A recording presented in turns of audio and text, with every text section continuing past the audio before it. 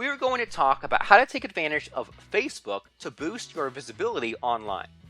Many businesses are not taking full benefit of Facebook's cover page and timeline features. However, there is more opportunity there to drive more traffic to your website than ever before. Instead of just doing your regular status updates, try using some of these tips to give your page a boost in both traffic and image. Change your cover photo. Each time you change your cover, an update appears in your timeline. Your followers see that in their newsfeed and are more likely to click it to see what has changed. If you keep your images interesting, they'll be eager to see what's new. Some ideas include sharing images from customers, collages of products, a funny photo, or a dramatic representation. Think about it. Some people go daily to the Google search page just to see how they've redesigned the Google image for that day. Also, the more you show up in their newsfeed, the more likely they are to visit your page. Use the Pin to Top feature regularly.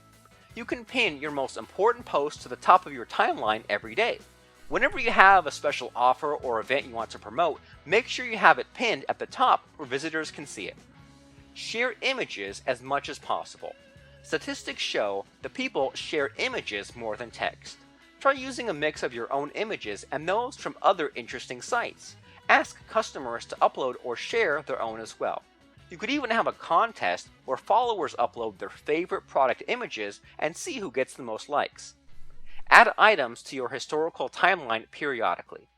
Every time you add an event to your historical timeline, those updates will also show up in followers' news feeds. Just don't update your history all at once and flood the feeds. They won't thank you for it and may just unlike you. Avoid using third-party publishing platforms for your posting.